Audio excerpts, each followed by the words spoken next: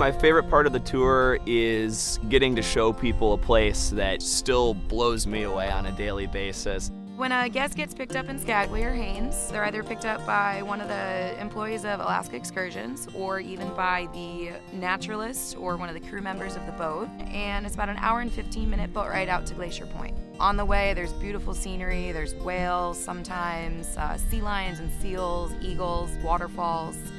You know, if you see a bear or you see a whale on the way over, that blows anyone away. That blows me away, and I see that a lot. But being so close to something so wild and so unhuman is pretty amazing. It's one of these few places where you can actually see the mountains rise up out of the salt water. And so that's kind of the tenor of the area, just mountains everywhere, rugged ice sculpted mountains that are still locked in their own little ice age, and then dipping their feet into the ocean with the temperate rainforests draped all over next to the beaches.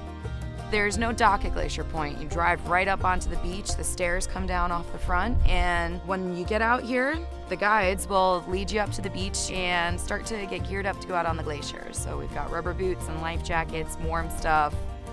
Once we're all geared up, we head down the trail. It's about a quarter-mile walk through the woods. When we get down to the end of the trail, that's where the canoes are. They're tied up right in the river, about 1.5 miles from the base of the glacier. So we split up into smaller groups. Each canoe can fit about 11 people, and we start to paddle up the river. Everyone has to work together.